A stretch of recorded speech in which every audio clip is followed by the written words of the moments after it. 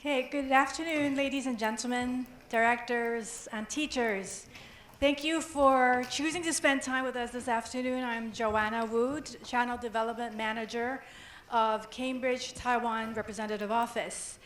Before I go on, I would like to just show you the agenda again, which was in our invitation. We will have a break time in between, but we have a lot to share today, so the schedule is very tight. We'll announce the final time again of when we will start the second session, but we're aiming at 3 o'clock. And then afterwards, at the end, we'll have Q&A, and then sharing of free resources, serving a lucky draw.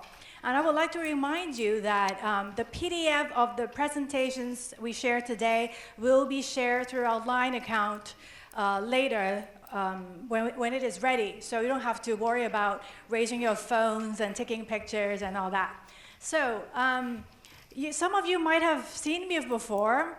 I was more in charge of the assessment side, and I will explain more that now I have a dual role. And I've always shared about learning and assessment always goes together, even though I was mainly always talking about assessment, because it is a learning cycle that helps students to improve. So we have talked more and more about this concept in the past few years, coming to terms with the integrated learning assessment as our Cambridge approach, and that's why we have that theme today. From our dictionary, our own dictionary, integrated learning assessment means the combined use of teaching, learning, and assessment methods to plan, measure, and improve outcomes. And we really have all of that, the experience, the past massive data, to put it all together to help learners, to help teachers, to help students to have better learning outcomes. And we are going to share more and more in the coming years. In the future, you'll see these 4 pillars with a more clear method of how we can put it together to help our students to have an even better learning journey along the way. And that's why in the past 2 years, our 2 organizations, Cambridge University Press and Cambridge Assessment English, has come together as one Cambridge. The main purpose is to better support our teachers, our learners, even parents, as we said, and do better research, which is the mission of the University of Cambridge, which we are continually part of. And you saw the video just earlier. Where your world grows is kind of a new promise that we want to be there where the students' world grows, just like the video show, really along the way. And we have a lot of that. So for us, and I've always said that too, learning English is not just about taking exams or grades, but it is really about gaining the confidence to communicate with the world. And I think this has also been talked about more and more in Taiwan education, and the focus on that too. This is to enrich the experiences of the learners. And our unique approach, and again, all of this experience put together, is how we will be able to encourage continuous progression with a clear path of improving language skills. Just like one of the Brazil teachers said, preparing students or pupils for Cambridge exams at an early age with step-by-step progress in a safe classroom environment will empower them to succeed in all levels in the future. They soon realize they're able to do it and look forward to preparing for the next exam. And I have experienced it myself. I don't know about your students. The first time when I heard it, a student saying, "When can I take my next exam?" I was really shocked. I don't know if you've heard it before. And then my own daughter said that after taking flyers. I'm like, wow, the magic of the shields. So anyway, this is our learning path, and I've also always shared about that. I really believe in a step-by-step approach. And when the kids start young and early, again, not for the purpose of just taking exams, but for them to have that confidence or that motivation, just like what I said, that they want to take the next step. They are confident to do so. They're not afraid. That's what it is all about. And we have a level of exam for each CEFL level. So just what I just said, there's some power of the shield that the learners want to get more next time. So it's a very gentle introduction, and the shield is to celebrate their achievement, and that's why we don't have grades. So please stop asking about what is the average number of shields in Taiwan, because we always get that question. We really want to give them confidence and motivate them. And again, that's the thing, celebrate their achievement, and having this step-by-step approach, give them regular milestones, because it's achievable at one step, and they get to that point, they feel like they can do it, then they can go to the next step.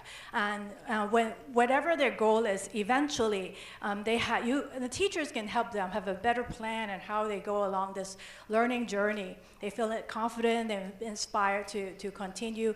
And we have lots of testimonies like this. This is Monica from Japan. She started with A2 flyers and went all the way up to C2 proficiency, and going to medical school in a foreign country. So, and our exams are 4 skills, because we are adamant about developing real skills that students can communicate with the world. And again, I think this is more and more of an emphasis here also. But our main purpose and objective is always to motivate students using and learning English and build their confidence and sense of achievement. This is again, like I've always shared too, with the recent education policy in Taiwan, the new curriculum focusing on competencies and especially bilingual policy, I feel like what we have been doing in Cambridge aligns more and more with the Taiwan education curriculum and system. For example, competencies, which is the new focus here, we have always have that embedded in our assessment and all of our learning material. So you'll see that in all of our course books, even though it's not particularly spelled out in assessment, but is embedded always in there. So 4 C's is what I think most teachers are very used to, very familiar with right now. And we have a Cambridge live competency framework, which shows that critical thinking looks different at pre-primary and primary and secondary. At different stage, there are different can-do statements. So if you're interested, then it can help you be more specific in how you can help your students develop these competencies. And I believe you got some booklets of that. Our exclusive distributor, Huatai, has worked really hard and translating that from the English version into the Chinese version. So you can take a look at that if you're interested too. The Taiwan bilingual policy, we have also kind of participated because the higher education has been really spearheading, especially, and we have helped more than 20 universities, over 1,000 teachers take out EMI course. And through that, I've learned more about it. And what their goal is in these benchmark universities, they want to have at least half of the students taking half EMI courses and at B2 level. So even though this kind of system or leveling is still basically it's still the same here, but at the same time, because of what I just mentioned, I really feel like B2 is kind of like the new benchmark in Taiwan, even though in the past, only those who want to go abroad might need a B2, but now those who want more of a bilingual certificate in universities will also need a B2. So that's why everyone has a different goal. I don't think everybody needs to be at B2, but it depends on the students on what they want to do eventually. But it's good to really plan ahead so that, like I mentioned, it can be a step-by-step approach, and then gradually what they learn is going deeper and broader in terms of knowledge. And once again, for me, the most important thing is helping students gain the confidence so that they can, use the language, and that's what makes my job more meaningful. I always get the questions of, okay, so what about the learning resources? We do have official exam preparation material. These are for primary. Guess what is one of them? You'll hear more about it. And then these are for A2 and above for what we call main suite. So of course, if you have any question about that, we can always provide more, but we won't go into the detail. Because we have the official material, like I mentioned, which, for example, Kids Box, the young learner curriculum is actually interweaved into all the content. So we thought, what's better to have our author from Kids Box to share about what is integrated learning and assessment. And he has come all the way from Spain, arriving just yesterday, to share with us today. So let's give him a warm round of applause for Mr. Michael Tomlinson, for him to come and share with us. Thank you very much for that warm introduction. Thank you very much for being here. It's lovely to come and do a face-to-face event here in Taiwan. I was here more than 10 years ago, I think, was the last time I was here, so it's wonderful to be back and see so many teachers. Before I begin, two things. One, is it okay if I take my jacket off? You okay with that? Right, off we go. Assessing the new generation. This talk will be roughly 50 minutes an hour. That's why Joanna wasn't quite sure about the timing. This one might be a little bit longer, and the second one a little bit shorter. We'll see how we go, okay?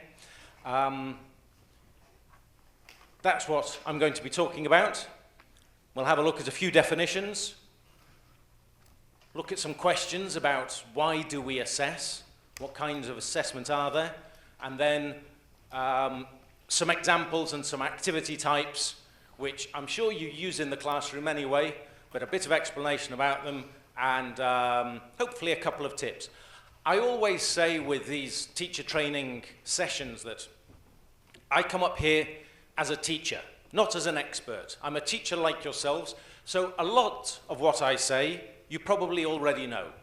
I don't pretend to reinvent the wheel. It's not revolutionary, but hopefully by me talking about things you already know, you already do, will help to reinforce some of those habits you have, possibly remind you of some things you've done before and stopped doing, and hopefully there'll be some small takeaways of something extra, something you hadn't thought about before. So we're going to start off with some definitions from the famous aforementioned Cambridge Dictionary. When I thought I'm going to talk about assessment, let's look it up in the dictionary. What do they say? This is from the online dictionary. This is what they say assessment is.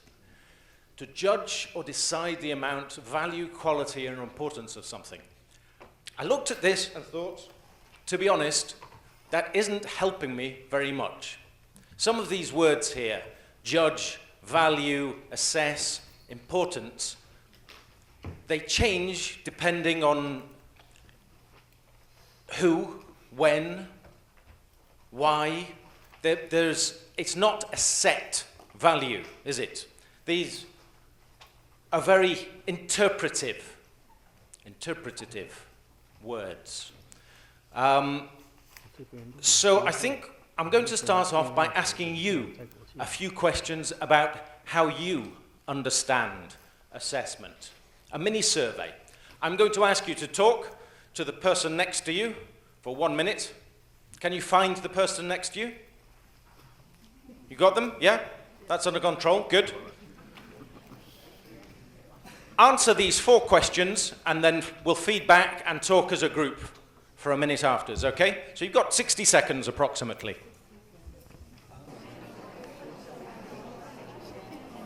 Okay, I think that's about 60 seconds.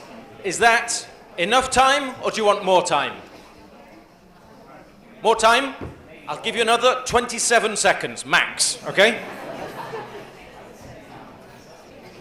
Okay?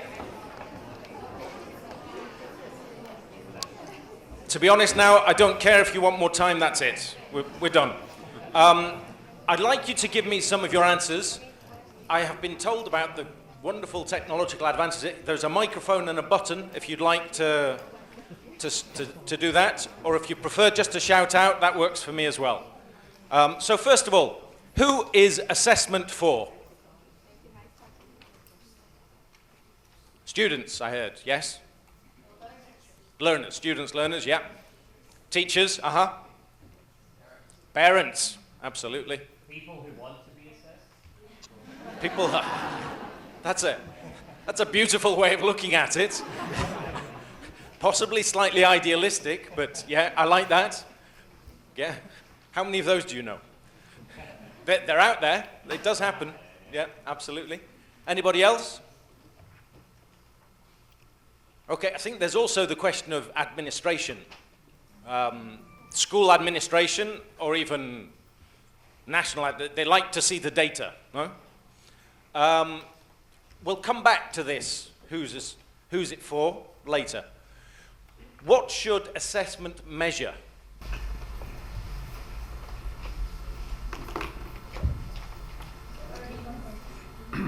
Reading, speaking?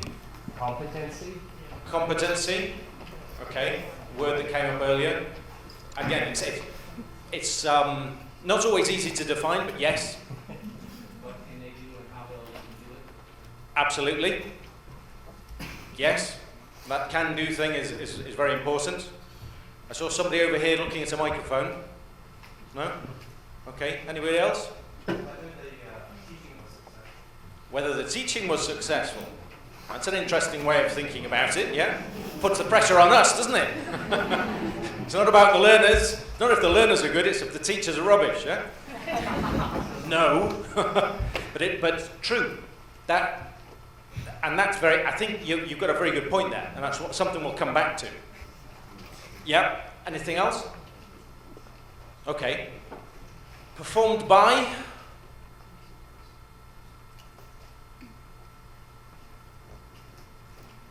There are 3 or 4 possible answers. None of them are rocket science. It's not too complicated.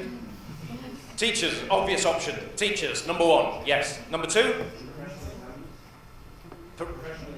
Yeah, external examination boards, professional examiners. For example, the wonderful came, yes. I wasn't going to mention them, but as you mentioned it, yeah. Number 3? It could be automated. Yeah, in certain, I think that's something which is probably another talk, but it's a question of when and how and why, but it's certainly an avenue that's going to open up. Anybody else? Peers, exactly. The children themselves. Which is also something which there are specific moments when it's particularly valuable. Peers, well, we say peers, but also themselves. They can evaluate themselves, they can evaluate each other. And that's a different kind of evaluation, but it's one which is also useful. And when should assessment be performed?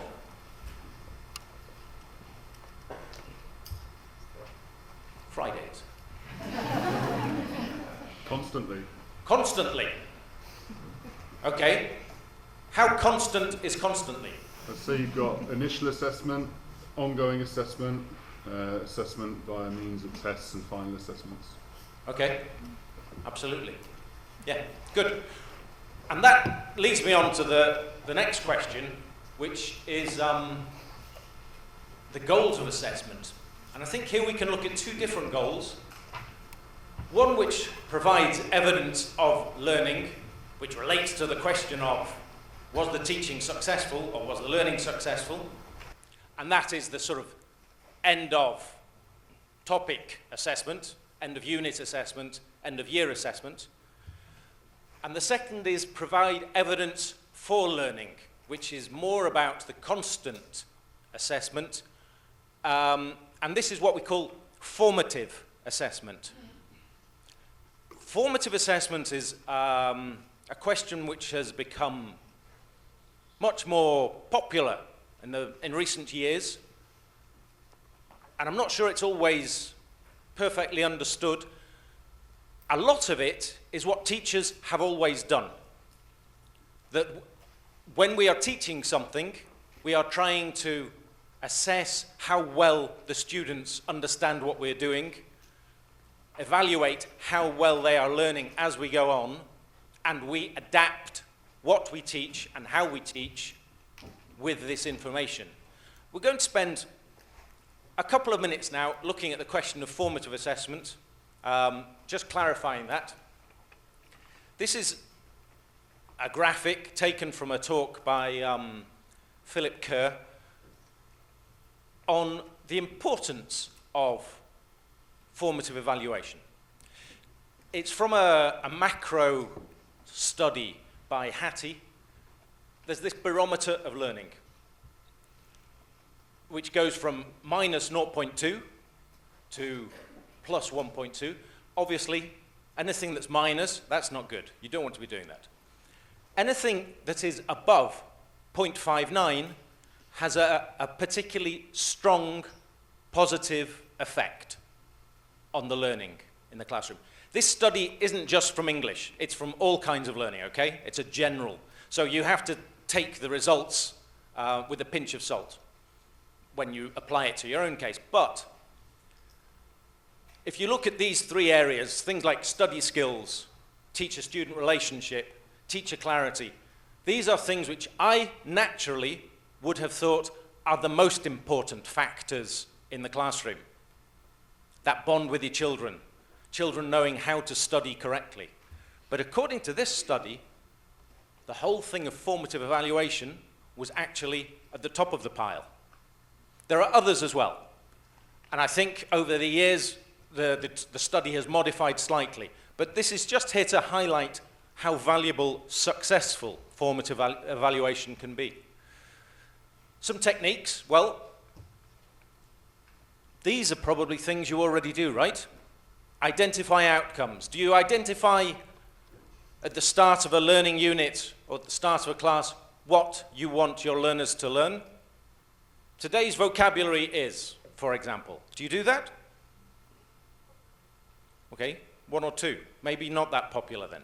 Okay, studies have shown that this is surprisingly valuable because one of the big problems with learning a language is it's really difficult to measure success.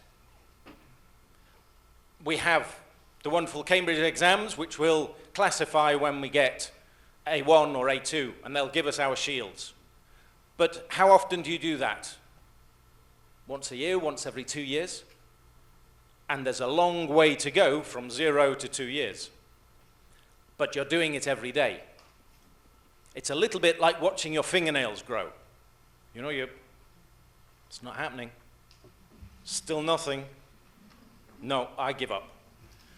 So in terms of motivation, it's really, really useful if children, in fact, this is applicable to any level, not just to children, secondary adults.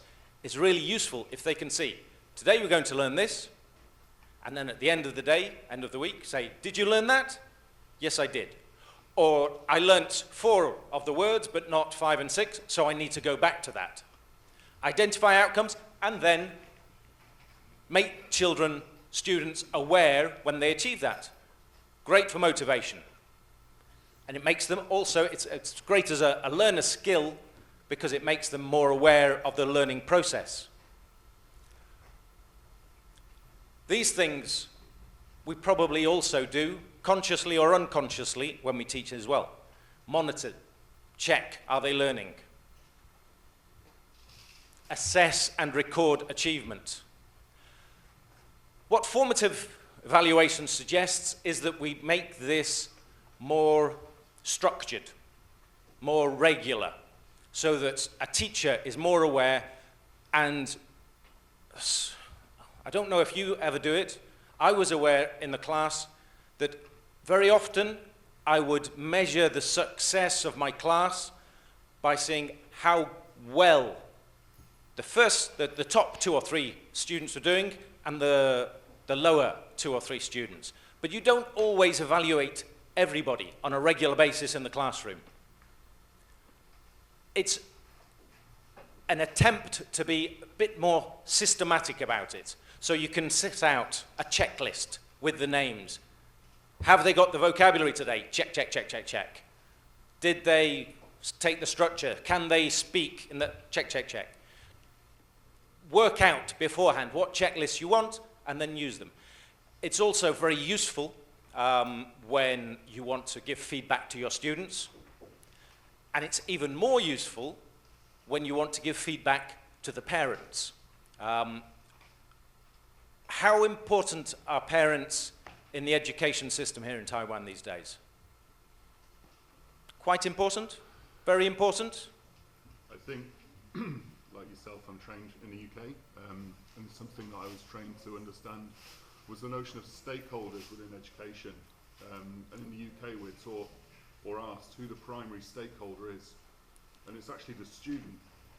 In Taiwan, I think the parent has more of an active role as a stakeholder. Right, yeah. Traveling around, it's something that I'm aware of wherever you go.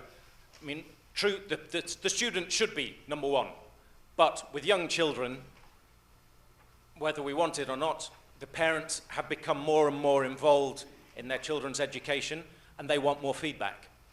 They want to know, how good is my Jimmy? Well, if you have your checklist, you can give them physical evidence of just how good their Jimmy is. And that's also one of the great advantages of external qualifications, is that it's not just benchmarked amongst these 20 children, it's benchmarked internationally. And another useful trick is this question of self-assessment, so that children themselves start to realize what they're learning and why and how and when.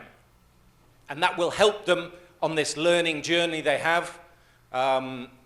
We spoke about exams every year or every 2 years, but what age do children start learning in English here in Taiwan? 4. And when do they finish? Never. Yeah. That is the sad reality, yes. It's a long, long journey.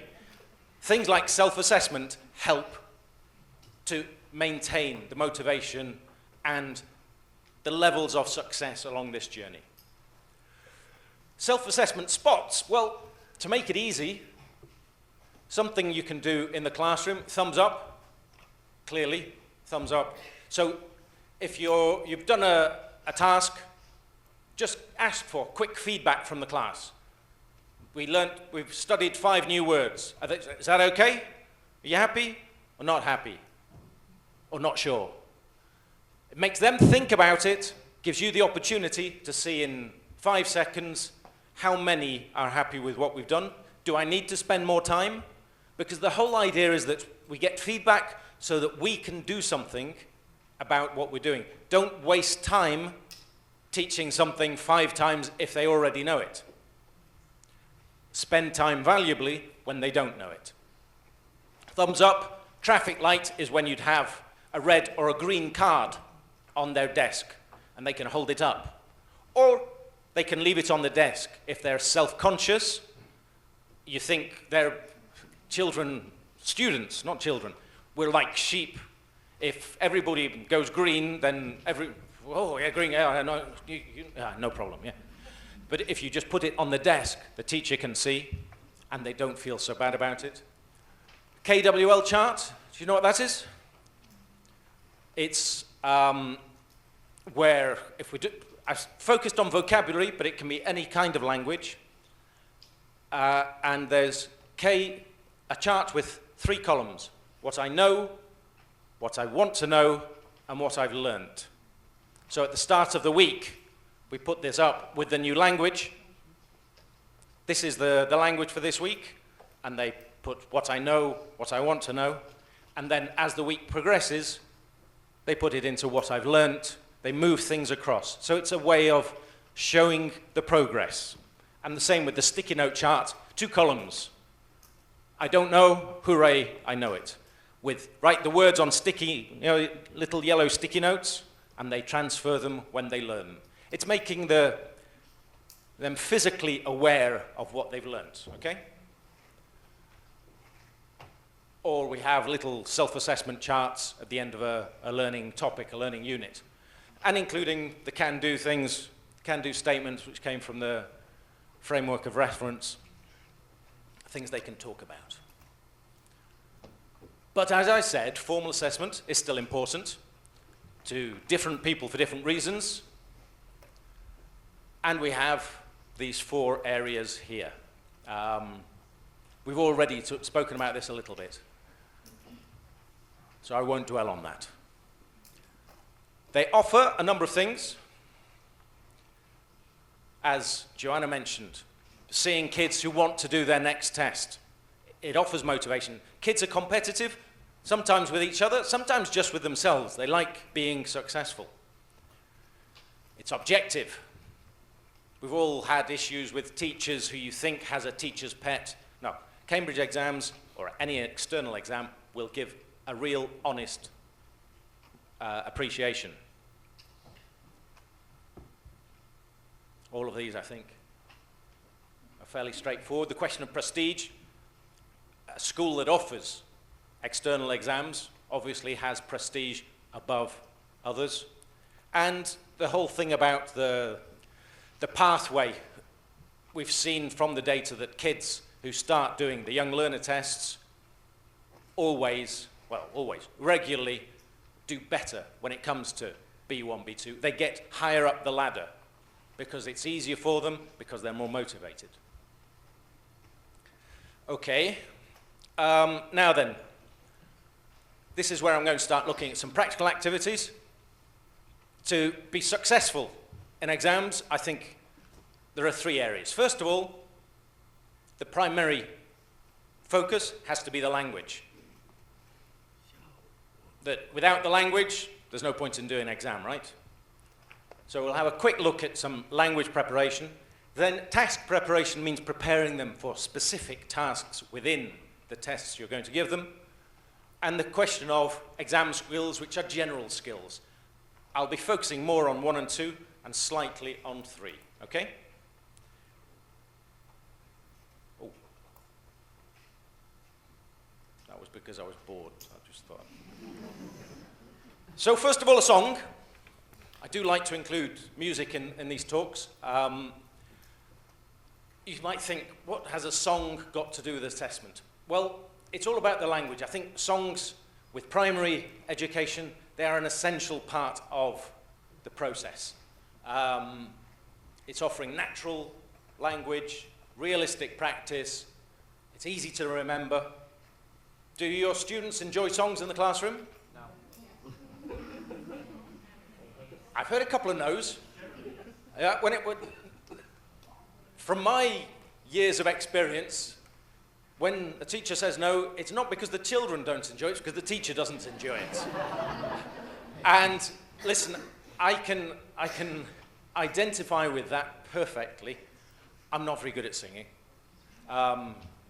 In fact, at the age of 11, this is an anecdote I tell regularly. At the age of 11, we had a school show where everybody in our primary school got up on the stage and they had to act and sing. It was a story. I was a retainer, a soldier, and I was part of the chorus. And the music teacher said to me, Tomlinson, Tomlinson, Tomlinson. His name was Mr. Chaffee. I will never forget his name. Tomlinson, you come here, come here. Tomlinson, you will stand here. Tomlinson, you may open your mouth, but don't sing. And that's something which has stayed with me forever.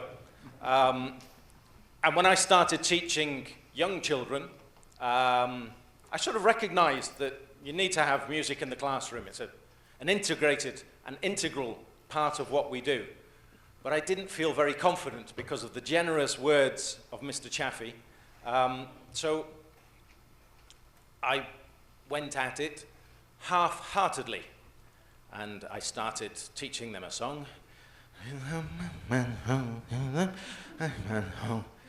The problem with that is if you try to teach children like that, you then get 30 children in front of you, all going. So this isn't working. And decided that it's more about attitude than talent.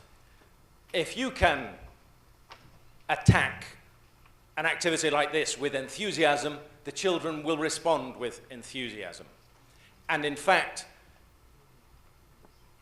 the better singers probably recognize, and the worse singers as well, say, well, listen, if if he can do it, then I can do it, you know?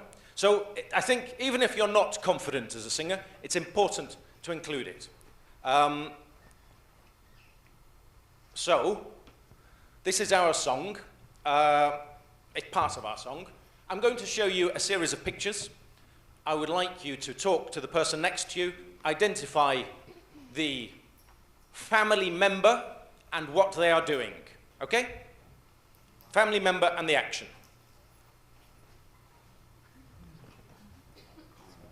I was going to say, you need to talk to do this. You tell.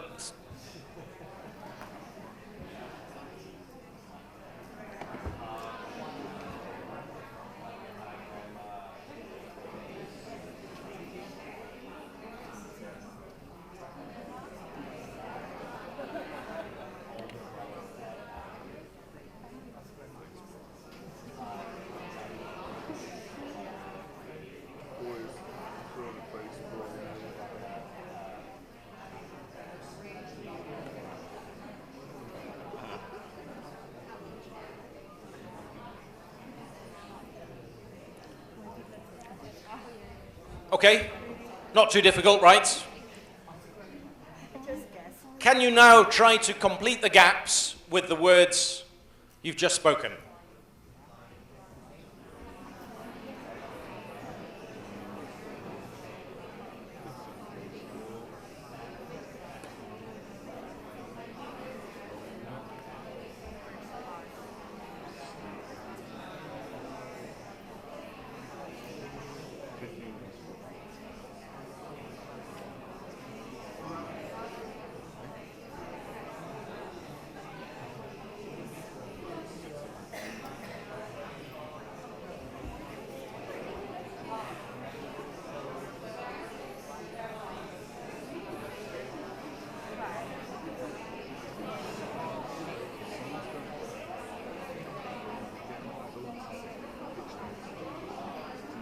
Yes or no? More or less, yeah? Okay, so this is the song. Now, I'm going to ask you to sing this. It's not that funny. Are you happy to sing it? Yeah. Good, in spite of the nervous laughter, good. When I teach a song to children, obviously it goes through a number of different phases. I'm going to cut that down to 2 stages here. We're going to play the song twice. The first time, I would like you to do some actions. More nervous laughter. As with me learning to sing, or me singing in the classroom, actions, you don't have to do it, but the children will gain benefit if you do. They will participate better, they will remember things better if they do the actions. Children need to move around. So I always say, if they move around when I want them to, I am channeling their energy. And that's good. So the first time you do the actions, are you going to sing? No, not the first time, because you don't know the song yet. So the first time you just do the actions, second time action sing. So to do the actions, could you please stand up?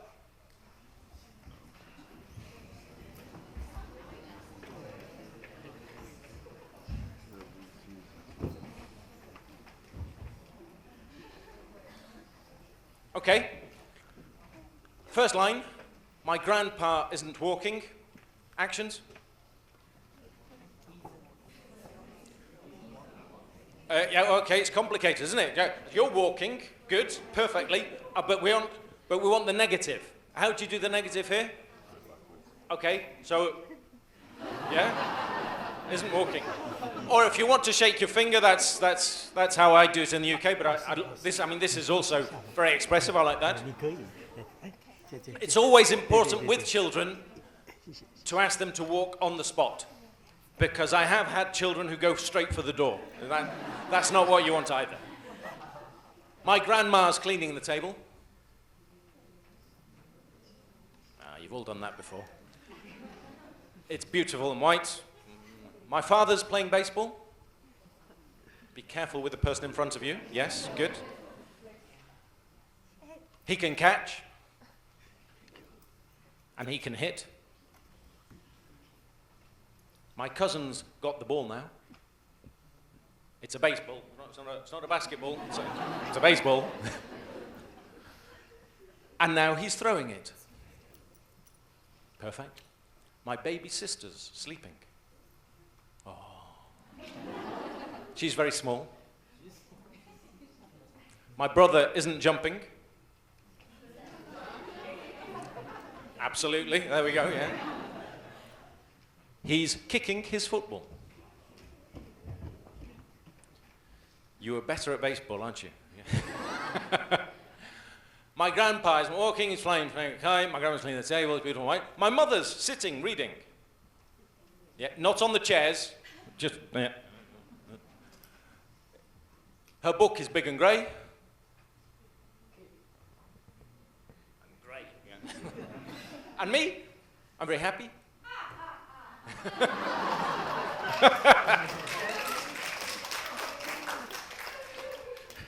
Sounds like Father Christmas. I can run and play. And this final line is repeated several times, 5, I think. So, I play the song. What are you going to do? Did someone say sit down? No. No, sir, no. That comes later. You're going to do the actions. Are you going to sing? No, not yet.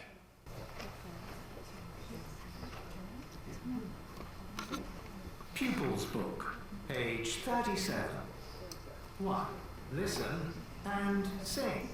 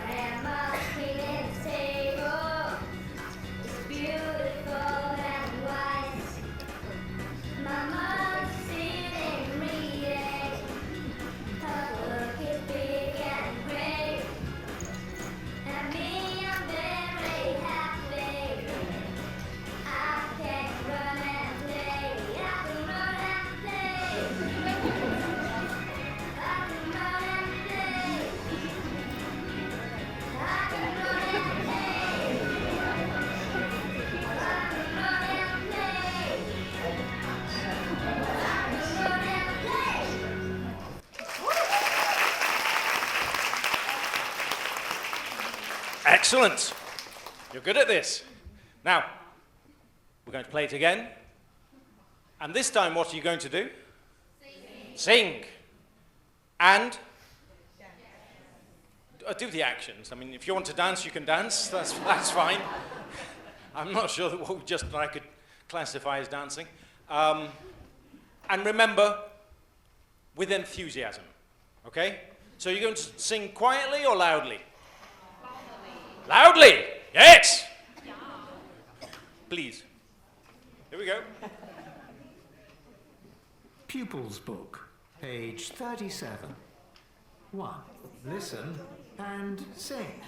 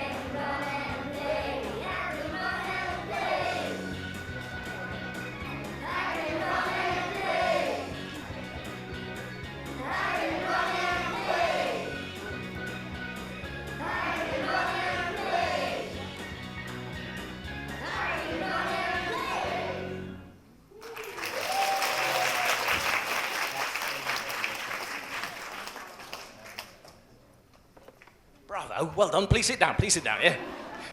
They will also be more likely to remember it, especially with actions. And the idea is, hopefully, that they will go home at the end of the day still humming the tune, thinking of the words, doing the actions. What's it called? An earworm, yeah? You know the expression, an earworm? Where it sticks in your ear. You can't get rid of it. That's what we want. So indirectly, it's going to help with assessment because they're learning the language. Now, looking at specific young learner language skills, exam skills, those which are assessed, speaking, listening, reading, writing, I've taken quite a long time in the initial part, so I'm going to go through this a bit more quickly, especially speaking, because the second part of the talk is speaking. The second talk is speaking.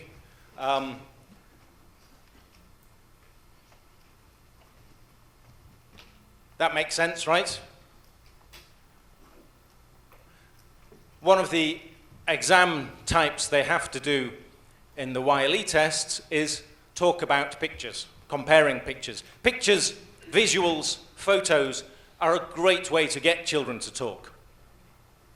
This activity is actually designed as a writing activity, but as an introduction, you can get kids to compare. They do this in the first cycle, but it is in fact a task type for movers. So we're giving them a look at the kinds of skills and task types they need to do later on. So they're learning to do the task before they have to do it. So there's no stress. It's nice and easy for them to do. And the language here, as you can see, is very simple.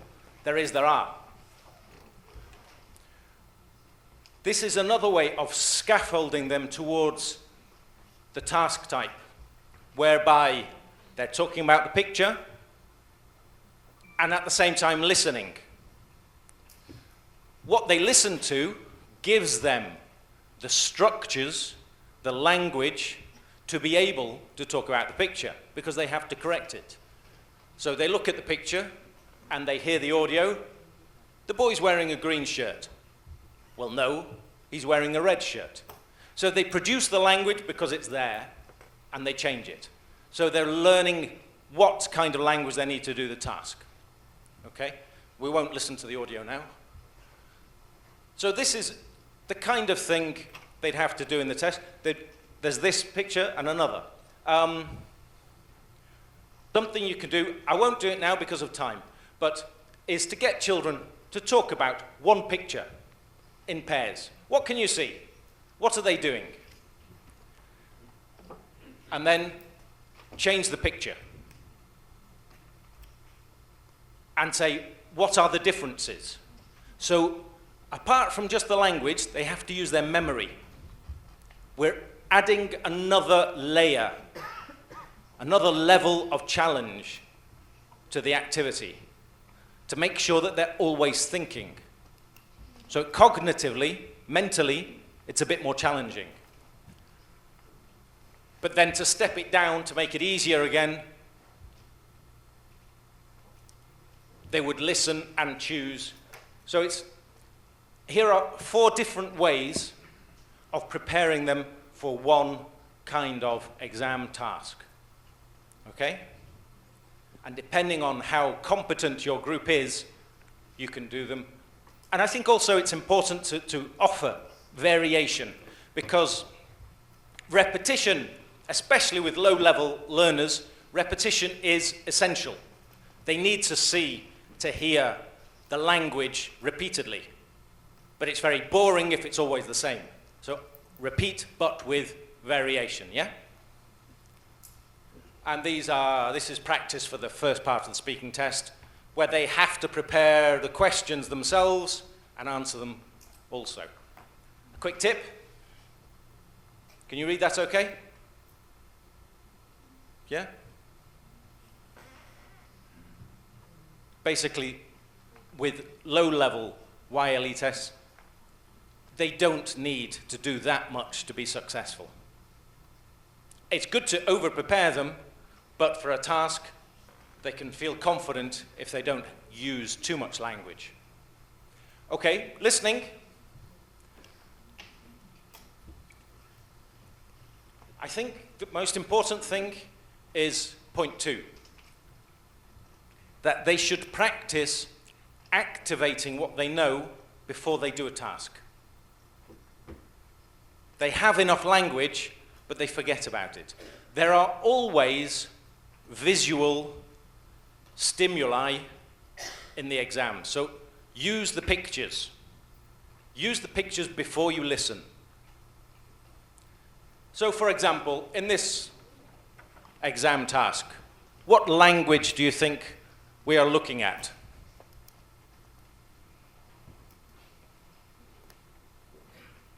What can you see? Toys. Yes. And? Prepositions, in, on, under. Next to. Yeah. And? Okay. The verb to be, clearly. And some bedroom furniture. Yeah? Nice and simple. So get the children to talk about it in pairs. What can you see? The preposition drill, do you know what I mean by that? I have to do this without a microphone, but has everyone got 2 hands? Yeah. 2 hands in front of you, please. On. That was very bit more. On. On. In. In. Under. Under. Next to. Next to. Easy, right? Do it again. On. On. In. In. Under. Under. Next to. Next to. Do it again. On. Next to. Under. In. Next to. Under. Next to. On. And you can do it increasingly more quickly until the kids are a little bit confused, don't know what's going on. Okay, question. Why do you want to confuse the children? Two things. One, because even though we're preparing them for exams and for tests, you can't progress with a language unless we recognize that you're going to make mistakes. and you learn from those mistakes. Mistake making is essential in learning a language. If you have children who don't want to speak because they're too self-conscious, they don't want to make those mistakes, they won't achieve everything they could. So create an atmosphere where it's okay to make mistakes, but we learn from them. And that means that everyone needs to make the mistakes, so that we're not judging each other. There's nobody looking at, oh, look at him. He always no, we all get it wrong. Okay? Get them to describe what they can see before they listen. And the more often you do this kind of task, the easier it is.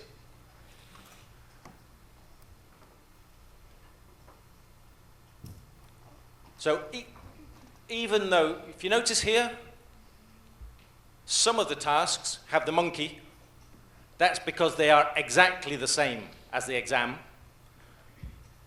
Some do not have the monkey. That's because they are similar. But they are still training them to do the same kind of task, so that when they finally come to do an exam, it's second nature to them. It's easy. They have no problems. Reading and writing. Well, reading is one of those skills which the best way to practice it is reading. The more they read, the better they are, which is not always easy, but we need to find ways of encouraging them. And that would probably be another lecture. Could you answer this very quickly? Have you got pen and paper? Or you can do it mentally if you want to. I'll give you 45 seconds.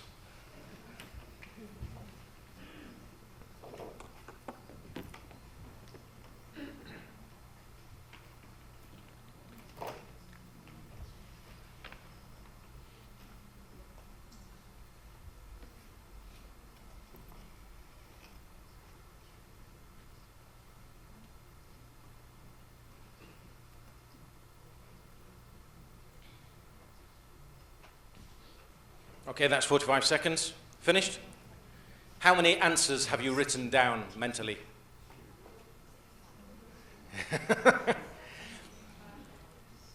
The correct answer would be to write 2. If you do this with children, how many do they normally write down? 8. Yeah. Children, I mean, I'm generalizing and saying children, obviously not all. And whilst a lot of you said to, if you actually get teachers to do this and write the answers down, the number of teachers who actually write to is usually the minority, because we all automatically start writing. But one of the most important things in exams, not only English exams, any exam at any level, is learning to read the instructions. So this is just to raise awareness, make them think that you don't automatically start writing. Read everything, then write your answers.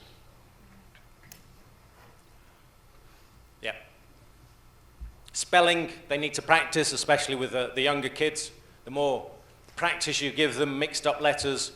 This is taken from a book, but you can do it as a 5-minute activity at the end. Write up jumbled words on the board. For fast finishers, give them pieces of paper with jumbled words. Definitions is one of those things which comes into the higher level exams, and there are lots of ways you can play around with definitions. Here, it's identifying a picture. This relates to an exam task. You can do it as a quiz, where you read out the definitions, and in teams, they answer. They get points for a correct answer, another point for correct spelling. Another variation is to play bingo with it, where you give them the words, you write 10 words on the board, they select 3, write them down. You read the definition, and they tick if they have the correct word. It's just training them and thinking about how words are defined, and the same thing about offering variation. Grammar, well, I think, fortunately, we've run out of time. I don't need to talk about grammar. Very often, teachers of primary level children want to spend too much time on grammar. I think the language is something they should be absorbing in context. We don't want to talk about grammar rules so much. They learned how to use it. Cognitively, an 8-year-old child hasn't got the capacity to understand grammar rules. When they get towards 10, 11, 12, then we can start introducing it gently. But it's a question of getting them to use it. This is an example of a video, which I'm not going to show you because of time limitations. Oh, I know. But it's really good. It's something that we've introduced into the new edition of Kids Box, and it's on the platform. Every unit has a specific grammar video, which just underlines the language they have been using, and it makes them more aware of it, and it helps you as a teacher to revise the language without needing to give too much explanation, too much energy. It's just a quick, easy way of revising it. Did you see the storm last night? You see, I told you it was really good. So, coming towards the end of the first talk, some quick test tips. I don't know if I even need to talk through these. I think they're fairly obvious. The more English we use in the classroom, the more they're going to use it themselves. That doesn't mean it needs always to be exclusively in English. There are moments when L1 is useful as well, but if we can bring it in, that's good. Obviously, in tests, students need to. Well, that's basic. Relating to some of the skills, speaking exams, children don't always learn the communication strategies, asking to repeat. They get worried about that. That's something we'll look at a little bit more in the second talk, but it's important. And the second one, don't memorize set answers. No, we want them to speak, not to give a speech. It's got to be natural. That's what we're trying to educate them as. And the other things I think we've covered. So, that is the end of the first talk. Thank you very much.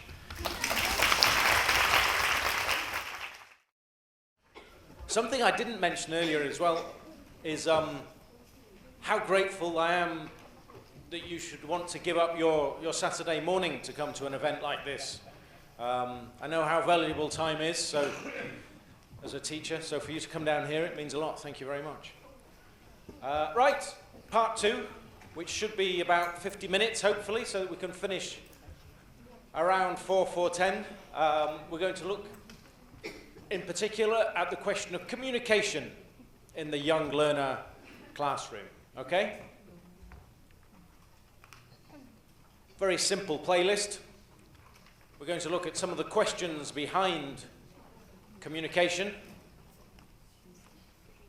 and then some practical examples and a few tips. Similar sort of story to the first talk.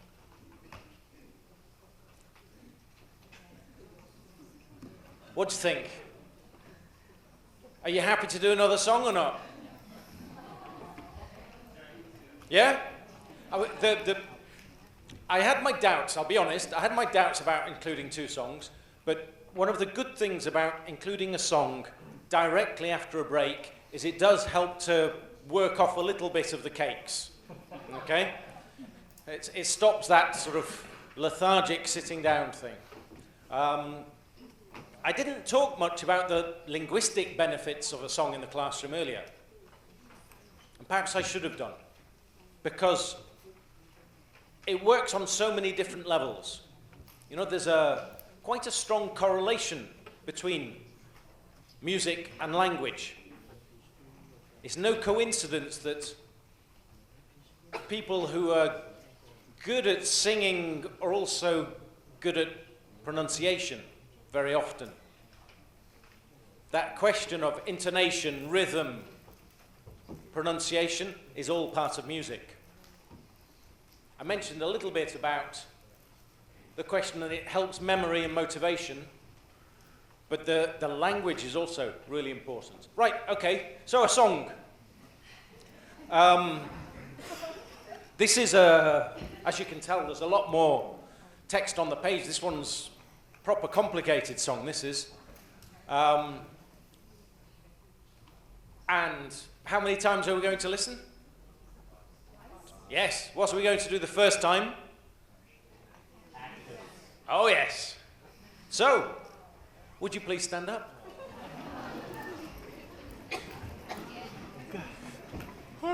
What's that about? What's that? You can't be yawning in a class. If your students were yawning, what would you say? Right, so, actually, I've skipped a stage there. First of all, you have to fill in the gaps, but we can do that as we'll talk through it. The actions are really easy for this. It's first one. I'm walking. We can all do that, right? Yeah. What can I see? What can I see? I can see.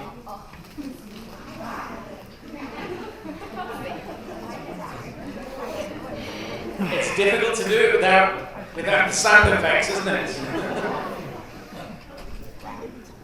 And it's... Yes, I'm swimming. Oh, some nice variation there, that's good. Yes. Bit of butterfly as well. There's always a sophisticated teacher, isn't there? What can I see? I can see a shark. Can I see an action for shark? Okay, nice. But I can see a little bit of confusion here between sharks and crocodiles. If that's a shark, what does a crocodile do? So, in this part of the world, the shark, crocodile doesn't matter. It's a shark, it's a crocodile. No, I think that is the... yes. It's a chicken. That's a rooster. Yeah, well, see, I'm not sure that rooster is such a primary word, whereas shark is definitely rooster. We're getting into complicated... I can see a shark, and it's uglier than me. Uglier? Ugly face. Intriguingly, this is the one action that all over the world primary teachers really struggle with. I don't know if it's because the gender thing about there tend to be more female primary teachers than male teachers, and obviously female teachers are never ugly, so I don't know if that's part of the equation or not. Children, however, have no problems doing an ugly animal, so I'll leave it to your imaginations. I'm standing. That's really simple, right? What can I see? I can see a snake.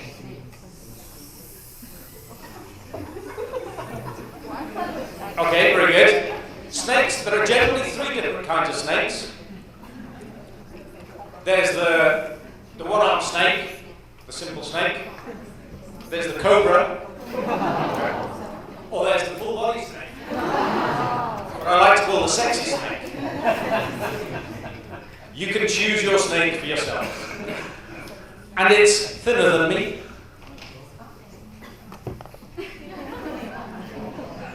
Sorry. I'm hiding. What can I see? I can see a bat. and it's smaller than me. Okay, bat. Let's go.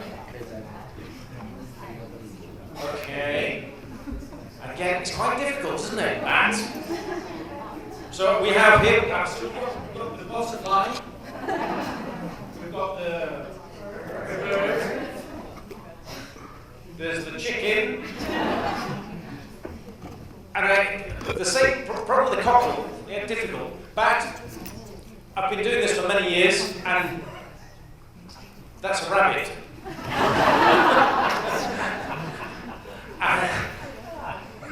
The debate is still going on up there.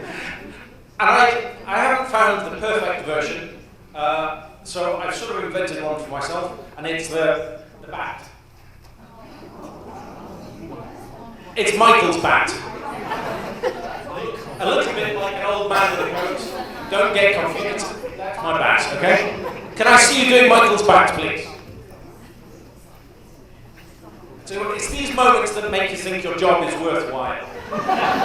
Seeing 100-something teachers doing your bat in the morning. I'm sitting. Not on the chair, yes. What can I see? I can see a monkey.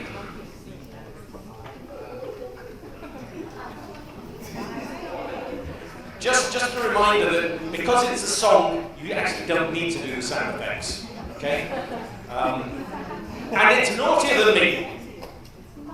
Naughtier. Well, again, children have no problem with this. You can interpret it as you want to. So, we listen to the song. First time, actions. No singing to start with, okay? People's Book, page 67. 1. Listen and complete. Sing the song.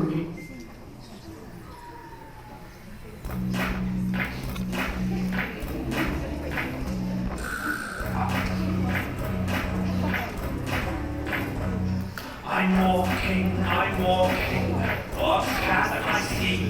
I'm walking, what can I see? I can see light,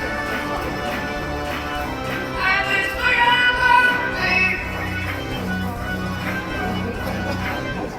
I'm swimming, what can I see? I'm swimming, what can I see? I can see a shark.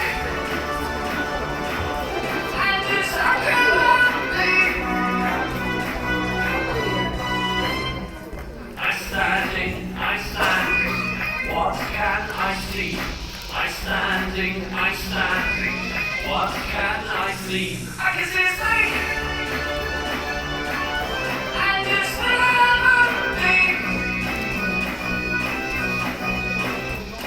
I'm hiding, what can I see? I'm hiding, what can I see? I can see a bus, and it's following me. I'm sitting, what can I see? I'm sitting, what can I see? I can see a monkey, and it's not following me.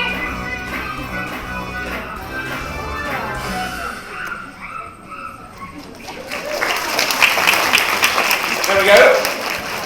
Now, sing the song. Exactly.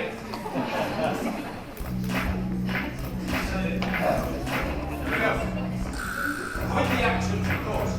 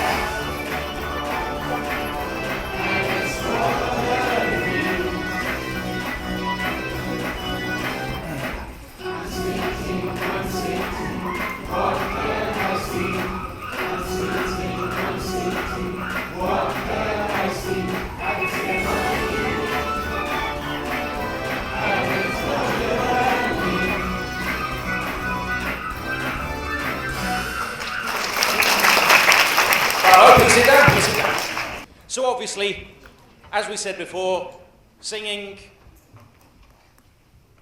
incorporates lots of language, practices lots of languages. It's very good for losing inhibitions, worrying about what people think. If you can get everybody participating with the same level of enjoyment from an early stage, obviously, as children get older, it becomes more difficult. With the higher level kids, sometimes you don't have to get them to do all of the actions.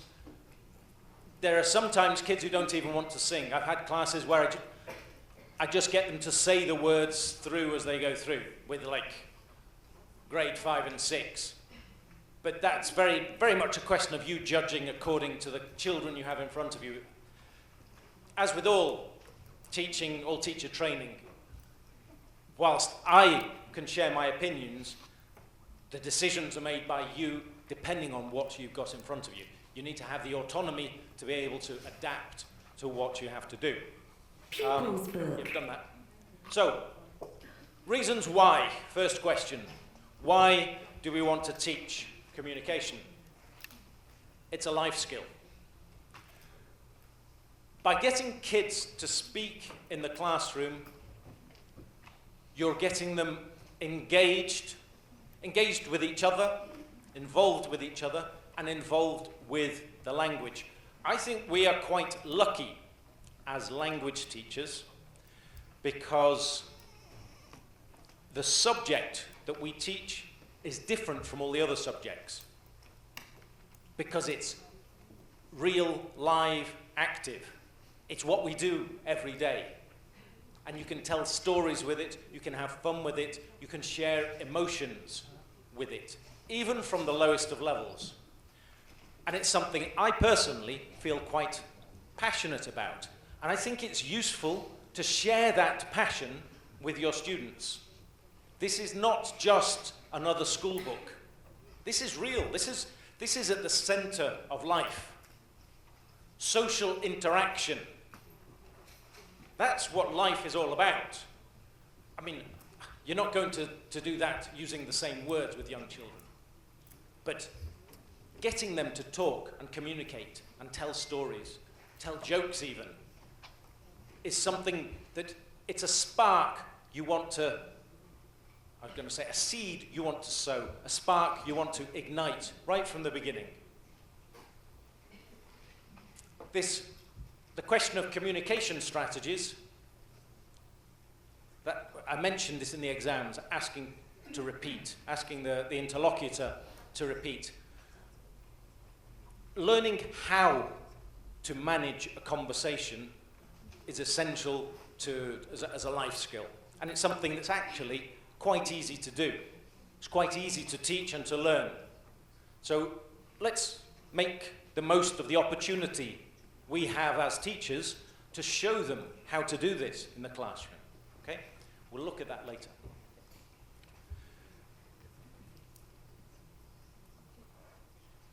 The advantage with starting young is because young children, well, they're sponges, we know that, but they're also less inhibited than older children.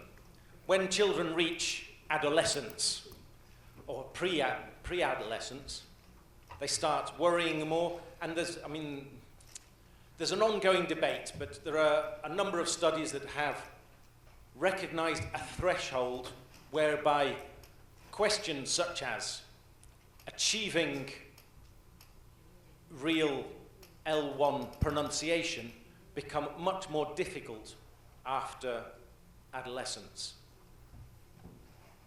Again, I said research isn't completely decided on that, but I think it is true that they have fewer inhibitions when they're younger. So we need to make the most of that. Part of it includes creating the right atmosphere in the classroom.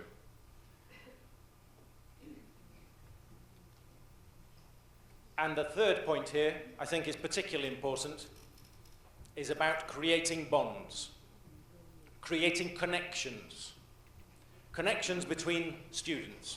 If you have a class with the right classroom dynamic, where everybody is happy to talk to each other, it makes everything a lot easier. If you can create those bonds between students and teacher, even between students and the materials we're using, then your life, your job as a teacher is so much easier. And it's so much easier for them to learn. And there are various ways we can do this. Again, the use of music is a great way of creating bonds because they're doing something all together. The use of a little bit of humour helps to create bonds because if we all laugh at the same time, the energy that creates is shared, and it is also a really important way of reducing the stress levels about worrying, about making mistakes, all of the same messages we looked at earlier. Okay, what problems do they have? Well, one question can be interference from their first language, from their mother tongue. It can be interference in terms of pronunciation. Sometimes they don't have exactly the same sounds in their L1 as they will do in English, in their L2. There can also be interference in terms of vocabulary and structures. Now, because I don't speak Chinese, I really don't know anything about that. Is there much interference with... Yeah? I mean, it sort of happens in almost every language I've ever come across. I live and work in Spain. When I first went to Spain, I spoke no Spanish, but I shared a flat. Well, as I said, I've been there for a number of years now. I shared a flat with some Spanish students, and the first incident I had of interference was I had a cold. Does anyone here speak Spanish? A little bit, okay. So I had a cold. Do you know what to have a cold in Spanish is? Resfriado, or the other word? That's flu. Oh, you're better at this than I am. The word I was looking for was constipado. Okay? Constipado. So I had a cold the fourth week I was there, and my Spanish flatmates kept on saying to me, "Mike, are you okay? You look constipated." I said, "Well, I'm all right, yeah." And no, I'm not constipated, but thanks for inquiring. But when there are these instances of interference, words that cause confusion, I think it's quite good to actually bring them into the class and have a laugh at them together, and make the most of them, make them aware. Because if not, they are the mistakes they'll be making with false friends later on. Yeah? There's the question of motivation and engagement. Generally, kids start off happy to learn. Generally. Unless or until they have a reason not to. I think with the primary children, it's about maintaining their engagement and their motivation. Obviously, sometimes there are external factors which can influence. Sometimes you need to address those. But I think our role as a whole is to maintain their motivation, to keep them happy. We start off by doing things they like doing and doing them in a way that they like doing them. I think it shouldn't be too difficult to keep up their motivation. This point, again, is one we mentioned earlier. Be careful not to destroy confidence. Kids start off feeling relatively happy to talk, but if we have teachers, correction is important, obviously, but there's a question of when and how. And sometimes teachers feel the need to correct every mistake.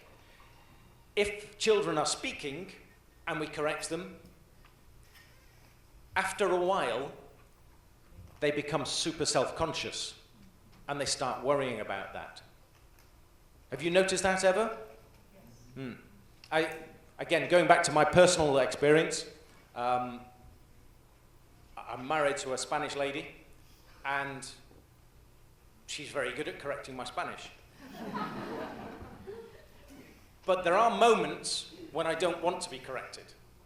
You know, if you're trying to have a conversation and you've got something important you want to say, and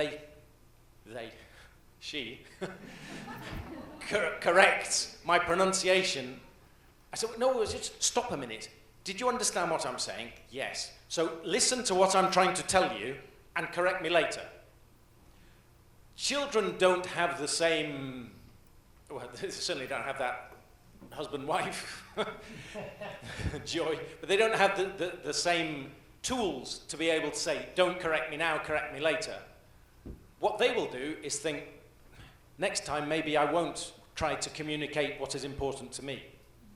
So it's important that we choose how and when to correct pronunciation, and that there is a system that children will recognize, so that they can communicate happily and freely, but at the same time they know what the model is for correct pronunciation, right? And then, of course, we need to find something they want to talk about, with a message, and who they want to talk to. Have a quick read of these. Would you agree with the points on the screen? We mentioned repeated practice is necessary. They need motivation, but they also need to see the fourth point, that you are invested in them. You're not going to let them get by with average. I don't want average students. I want students who can do the best that they can do for themselves. Everybody has their own level, but don't let them get away with, yeah, it's all right. I don't want all right. You don't want all right. You want to do better than that. And the first thing they need to see is that they have a teacher who recognizes that they can push themselves a bit more. That doesn't mean I want to be really harsh on them, or aggressive, or over-demanding. You've got to find the right balance, yeah? But I think the most important thing is that they see that the teacher cares about how well they do. It doesn't mean that they all need to get a 10 in their test, because not everyone is going to get a 10. But what I do want to see is that they are working regularly and trying their hardest to do the best they can. Hello, I'm Marie. Hello, I'm Monty. Hello, I'm Trevor. Hello, I'm Mask Man. We know that from child developmental psychology, young kids still relate to toys, to animals, and they sort of believe what goes on through them. So let's make the most of that while we can. Bring these characters into our teaching material. So we have here 4 toys. Each has their own little characteristic. We have Marie, who is like a thinking girl's Barbie. She's the intellectual of the lot. Monty is the mouse. He's a mediator. If there are any problems, he tries to sort out the problems. Trevor is the intellectual of the group. And Mask Man is the superhero, who's more super than he is hero. So we try to, we have stories regularly. We'll have a look at one of those in a minute. But even before that, in our lowest level, we decided to use the characters to engage the children a little bit more. So that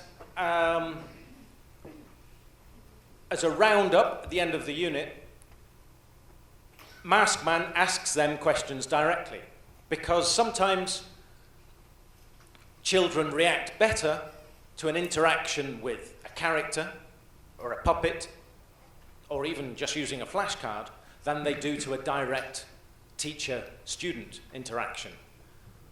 Obviously, a teacher represents a certain amount of authority, so they're nervous. Mask Man doesn't represent authority. Age 59. 10. Talk to Mask Man. Feel free to answer the questions. Hello, I'm Mask Man.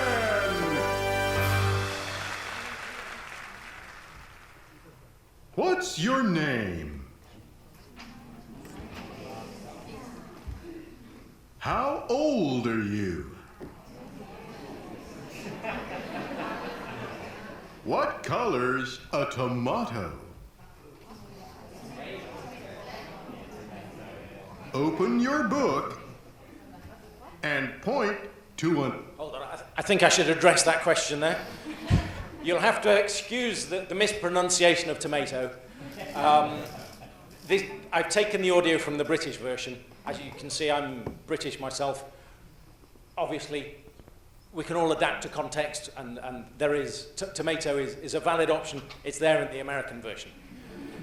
And although Mask Man has an American accent, weirdly, he says tomato here. I don't know what that's about.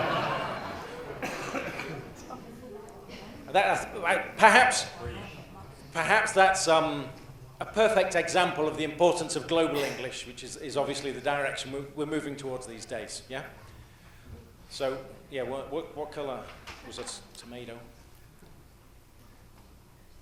Open your book and point to an egg. Open your book and point to a cake. What's your favorite food?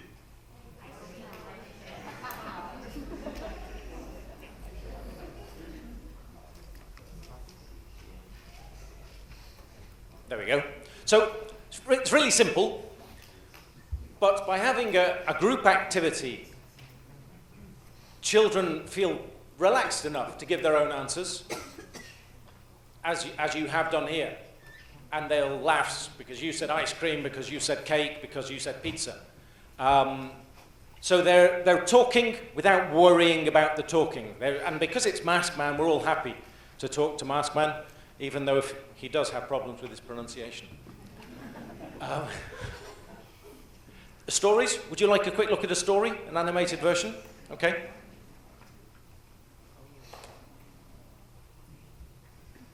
Toys in the toy box, come alive. Walk and talk on the count of 5. 1, 2, 3, 4, 5. A, B, C, D, E, F, G. Let's play a game. What's this color? B, L, U, E. Oh, I know. It's blue. My car's blue. Look.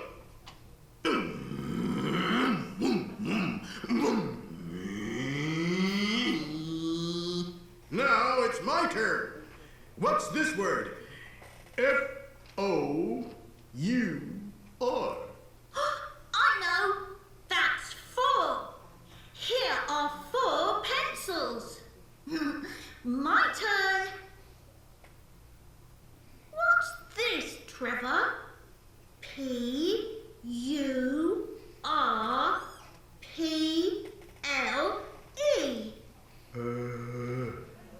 Is Pencils are my favourite food. No, Trevor. It's purple. Your hair's purple. Okay, Trevor. It's your turn. What's this? T-H-R-E-E.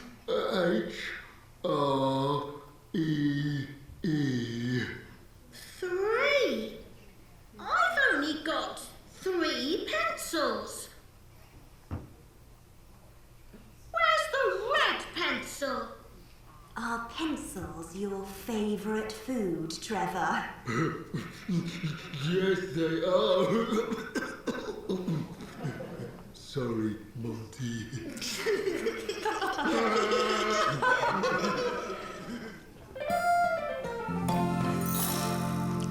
Not necessarily sophisticated, but it's a storyline and a level of humour which is suitable to the age that we're teaching, is the idea. Yeah?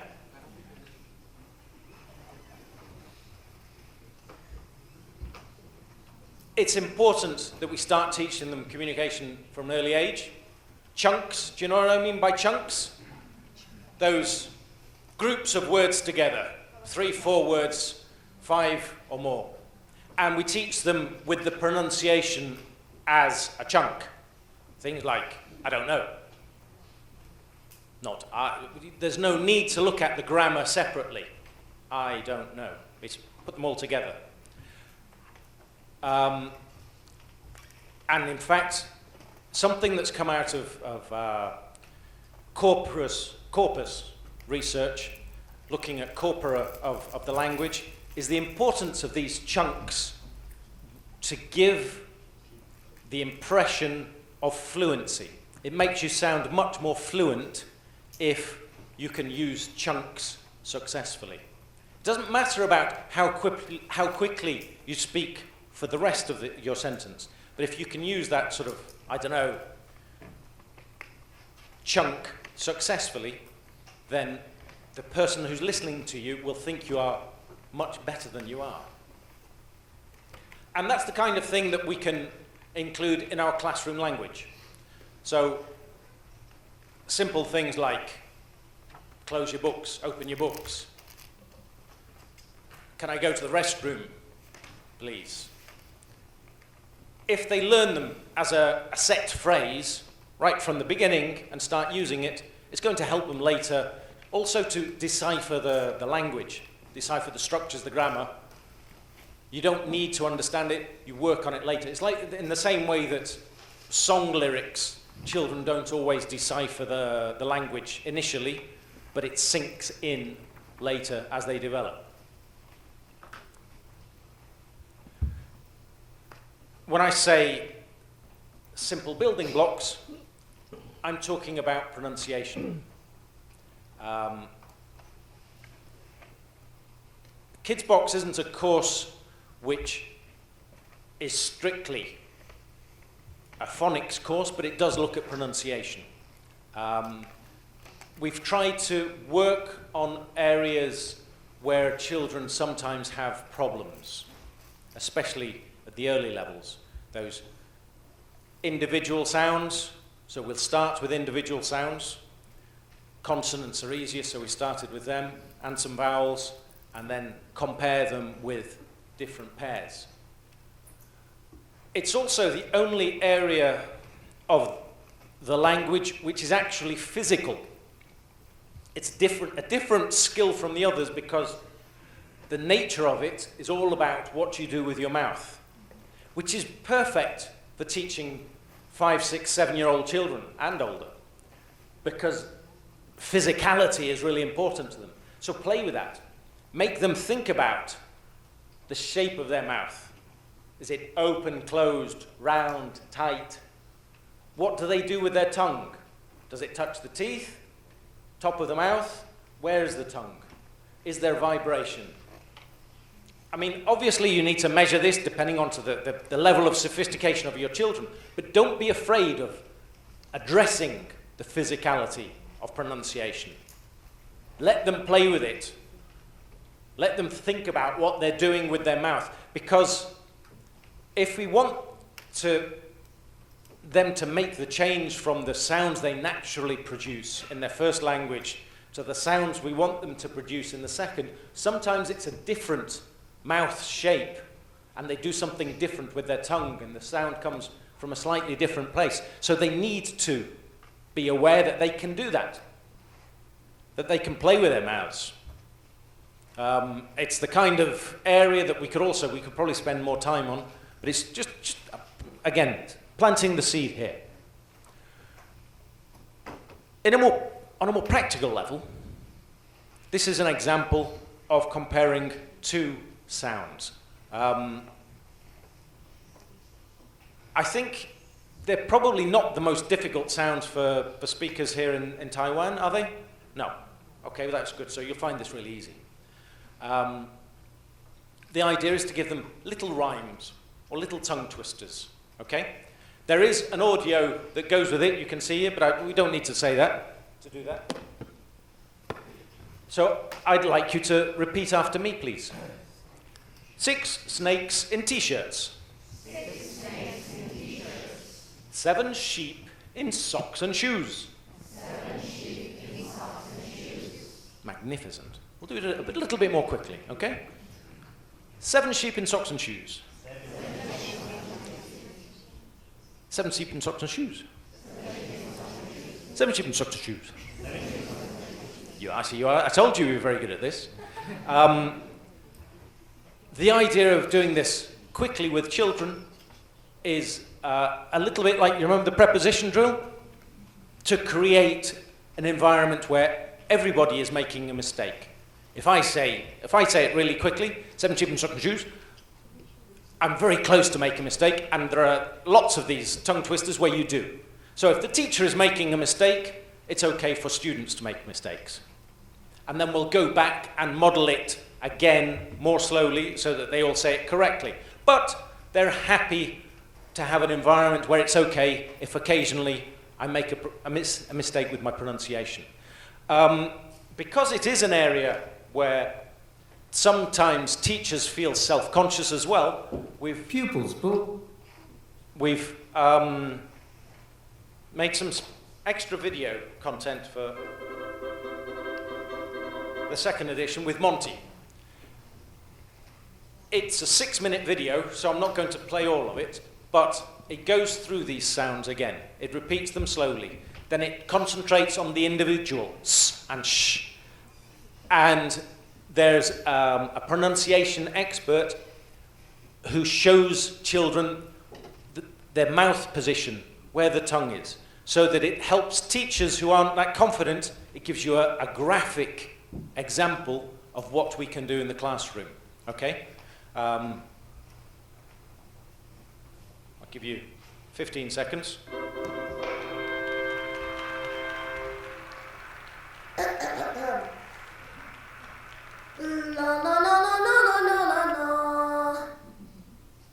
Good, that's enough. But it's, again, the idea of engaging students with the characters, because they know Monty from before, from the stories, and it's all part of this, tying everything in together and helping to engage students. And we'll move on. There. Oh, yes, right. So, as an extra dimension, I spoke about pronunciation being physical, yeah? To help memory work successfully, it's sometimes quite useful bringing in physicality to the classroom. We saw that with the songs and the actions. We're going to bring it in now to the question of pronunciation. We're going to relate the sounds to a movement, right? So, for example, I do this very often relating to animals, as we did with the song earlier. So, if we to relate the sound to an animal, can you think of an animal sound that starts with s? Snake. So, therefore, I as a teacher would say a word and the students say the word and do the action. So I would say sit.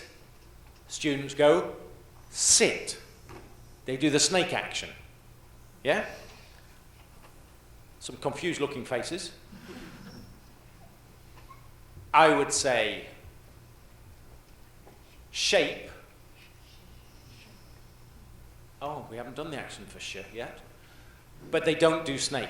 They do the second action. So an action, can you think of an animal that begins with sh? Sheep, yes. Can you think of an action for a sheep? Okay, could someone explain the difference between noise and action, please? Yeah, no, it's sheep, well, with horns, but it could be, but that could be a goat as well, or a cow. Yeah, sheep is very difficult to find an action for.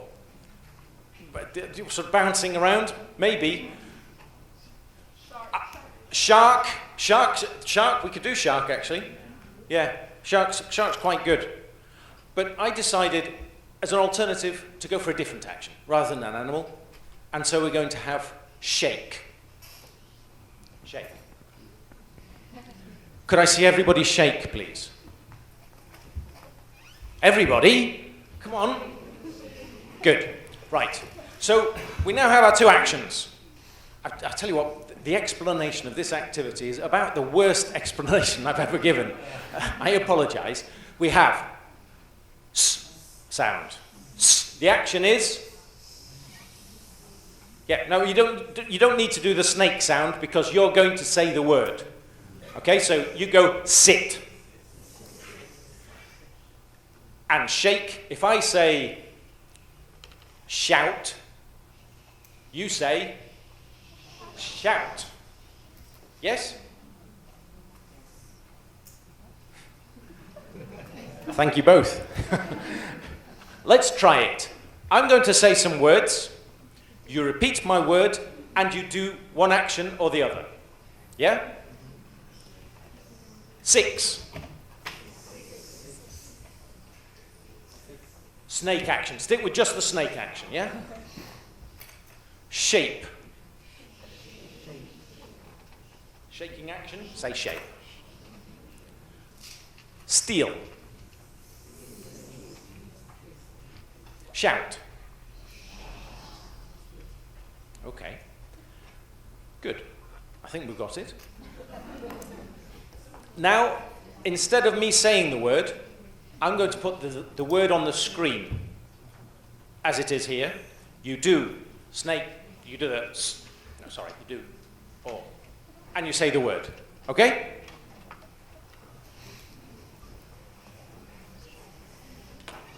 So, the first one.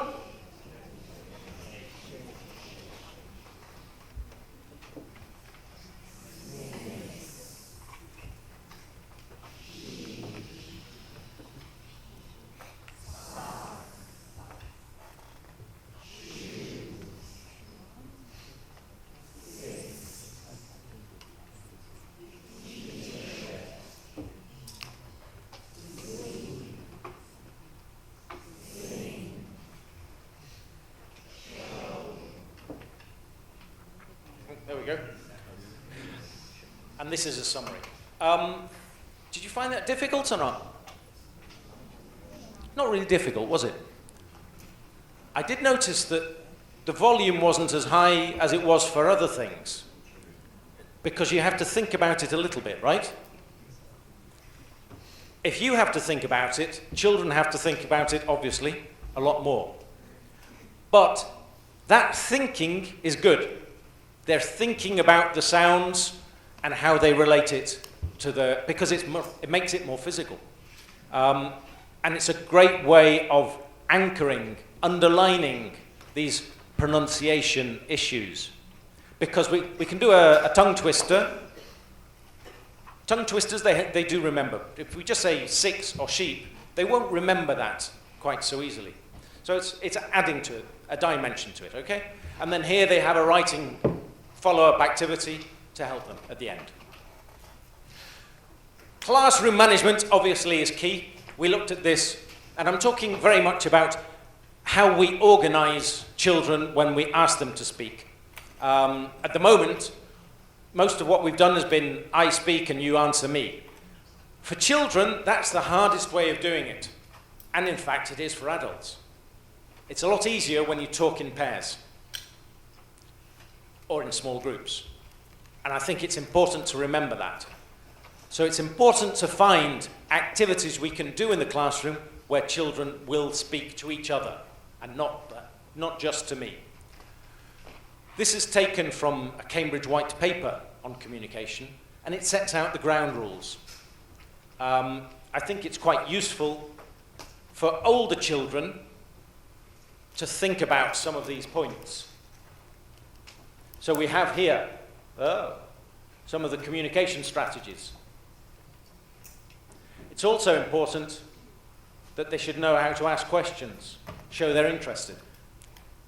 It's the things that we as adults take for granted, but children normally learn by example. There's no harm or problem with older primary level or teenagers being taught what these things are. Or you can elicit from them, get them to give you the answers, and then follow it up with this. Right, an example of pair work. The thing with pair work is that, all communication, but especially pair work, they need to know what the language they're using. That's basic. They need to understand how the activity works, and there needs to be a gap, an information gap, so that I am talking to you because you have got information that I haven't got. Because if I already know your name, then why do I ask you what's your name? There's no meaning to it. I need to have an information gap. So the idea with young kids is, how can we do that? Well, by using the basic language they have. Here we're looking at toys, so you can tell it's from really basic level. What do they know? Toys. They know colors. They know the verb to be. So first, in my book, I color my toys. One color per toy. Give them clear instructions, because you don't want children having multicolored toys, because that will completely mess up the activity. One color per toy. And give them a time limit, because we also know that in a class there will be children who can do this activity in 15 seconds, and there will be children who want to do this activity in 45 minutes. So give them a time limit, because they need to recognize this is English, it's not the art class. Huh? As you can see, it's definitely not the art class. So I have colored my toys. For this activity to work, it's important that my partner can't see my book. I'm sure in Taiwan, children never copy, right? Of course they don't. But just in case, it's better to organize your children so that they're sitting looking at each other. If you are sitting as you are now, it's almost impossible not to look over your shoulder. It's an instinct. We do it.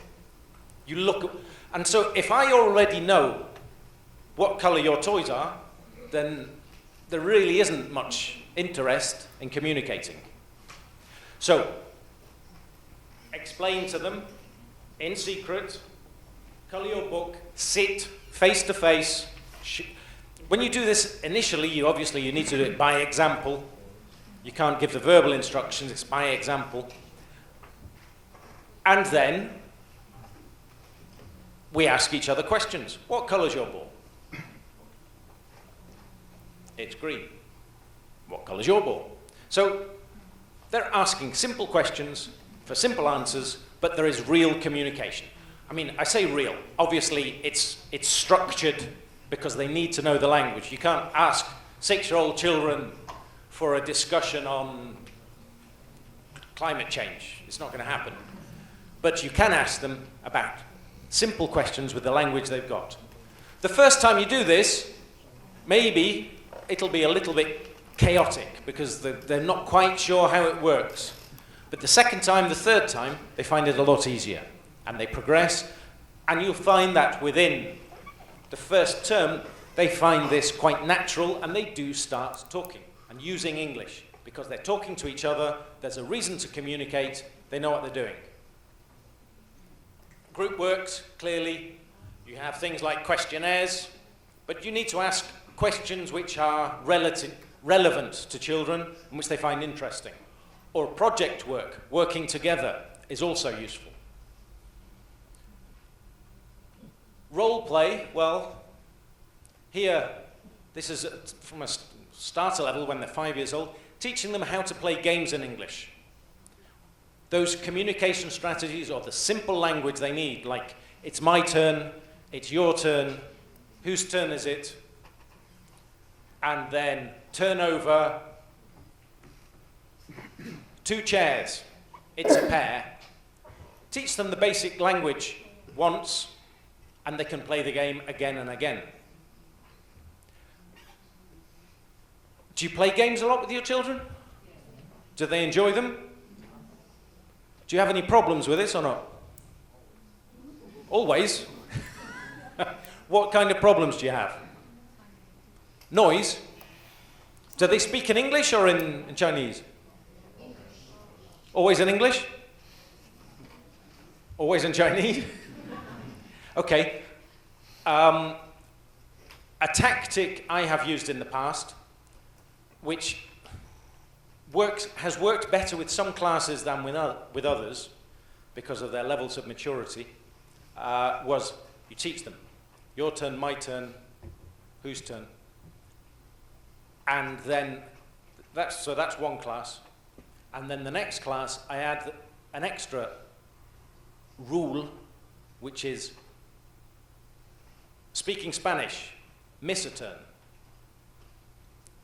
So they learn that if they're not speaking in English, they're going to miss a turn. The problem is it's quite drastic. And with young kids, not all of them react positively to that. But when it does work, it means that you do get the whole class speaking in English. It's surprising how the volume levels drop.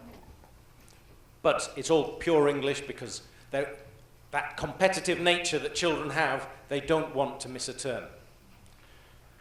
I'll leave that with you. You can try it if you want. If you don't want to, I won't be upset. The thing about understanding rules is always important. Collaboration is at the heart of communication. So make sure that they know what the rules are. This is an example of a game where they go through and each colour they have something different to do. Read and do, what's this, what's she doing? Okay? And it produces a lot of language. One of the good things about these sort of games is that it's low-stake repetition. They're practicing language they already know. It's like a mini test, but there's no stress in it. And it's a great way of encouraging memory. That low-stake repetition, if you've read any books on memory, keeping your memory together, it really helps with memory. Mentioned the importance of Wiley tests earlier. 3 essential reasons why. The last one being particularly important. And this is the final activity, as we just get towards the time. I'm about to run over time again. In the Wiley speaking test, probably the hardest part is they have to tell a story from some pictures. So one way to do this is separate the pictures and show them the pictures individually, as we're going to do here. Rather than do it with you, I'll speak you through it because it's a bit more quick. It's a bit quicker, sorry. What I would ask them to do is look at the pictures and write down 2 words for each picture. Okay? 2 or 3 words. So we'll do that in your heads, as it were. I'm going through this very quickly, apologies.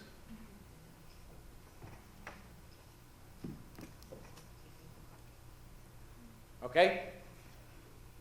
So then they've written down their 2 or 3 words. I then go back, show the pictures again, and this time ask them to write a sentence. So they're writing a sentence for each picture. So we're scaffolding it by building it up from the smallest possible unit to a longer unit, and then finally we get as far as telling the story. To make it easier, it helps if you give them the names for the characters, as they now do in the tests. And so finally they come up with the story of these. Incidentally, I think for the exams, I think I'm right in saying that you don't need to create too much of a narrative. As long as they can describe what's happening in each story, that's enough. So it's important that kids don't get too stressed, because it's difficult sometimes to find a real story behind these pictures. And then if you want, follow it up by writing it, which it's not speaking, but it will help to reinforce what they've already done. And that is bringing us right towards the end. Simple conclusions. The thing with communication is, traditionally, speaking was seen as something we could leave until later. Wait until they know enough language. I think that's a mistake. I think they should start speaking as soon as they can. Start right now, because it's going to help them with a positive learning experience. It's going to help them later in life to be able to speak. If they can speak, they can also listen, which is another difficult skill to learn. So the sooner you start teaching them or allowing them to speak in class, the better. And that, ladies and gentlemen, I think is about me done. Thank you very much. Okay, thank you again, Michael. Let's give him another round of applause. And thank you, teachers. It's really fun to see. It seems like you are having fun. That was really great. And right now, I'm gonna spend a little bit of time sharing. There's still a lot more free resources. But before that, if you can scan this links to the survey. And the importance of the survey is, first of all, we always love to hear from teachers. And if you give us any feedback or what other topics you're interested in. And another important thing is because it's linked to the lucky draw at the very end. So I'll give you a few more seconds to scan it. And then while you're doing it, if you can just because it's a very simple survey, so if you can do it while I share a little bit of the resources, because a lot of people find it a little bit difficult to find things in the website, so I just want to explain that. But again, the PDF will be shared with you later with all the links with it, so don't worry about taking pictures and stuff like that. So everybody got the survey, right? And we also have Hua Thai staff members helping us with the QR code going up and down in case this is a little bit too far. So if okay, I'm going to go to the next slide. Yeah? All right. So first of all, we are in the process of merging the language part and the assessment part in the website, but we have so much data. It's a huge project. But basically, the course book press part, former press we call that, is called English Language Learning. So if you just Google Cambridge English Language Learning, it will take you to any of the resources that you might need in terms of course book. World of Better Learning is kind of like a blog. It has a lot of articles of different topics. For example, even for AI, which a lot of teachers are really interested these days. And then we still have the English language assessment part with all the assessment information, even though a lot of times we also have a little bit of the course book for the preparation page. So obviously we have the global part, and we do have the TW part, which we try to translate a lot of information, but there's so much that we can't really translate every single thing. But the first 2 layers, at least, you were able to translate most of them. So there are a lot of things in there: sample test, teacher handbook, everything that might be useful for preparation. And before I go into more, there are also links for videos of the speaking part of the test, which I highly recommend that to share with your students, to at least have a look at it before going to any tests. Instead of what we call 裸考, so at least they know what they're going to face when they're meeting the examiners. And all of the examiners are very friendly. They're all trained to teach young learners, but still, I think it's good for them to at least take a look. And we just have a whole new set of speaking tests with actual level test candidates. So you can also click this link. That will be a playlist for this. So when you get to the home page, 认证 is all the exam parts. When you click it, it should have a drop-down menu of every single level. So you just have to click onto the actual level that you're looking into. This 给学校的讯息, that's for information for preparation centers. It also tried to organize all the information in a way that according to a timeline of a school year, so especially for new preparation centers, it might be easier for you to follow instead of like all the massive information. I also want to bring your attention, test your English, because a lot of times if I talk to parents or teachers, the most common question is, so which level is my kid? So you can share this part, test your English, or again, Google Cambridge Test Your English. It will take you to the page where a student can take a short test in a way, but it's not a placement test. It doesn't guarantee you that you'll pass that level, but it gives you an idea of which level will be suitable for your students or your kid. So, for example, if you click into flyers or if you need A2 key, then it should give you this, and then with many different tabs on the my right, your left, and especially the preparation page has everything. Like I said, the free handbooks, word list, sample papers, and then also possibly the lower down will be the links to, for example, the speaking part. And so you can find all the free resources needed for preparing for a particular level of the test. So these are all online activity, everything that you can find on the website. These are the word list. This is what I mentioned in terms of the information, the preparation center. Step 1, step 2, according to kind of like a school year when you prepare your students.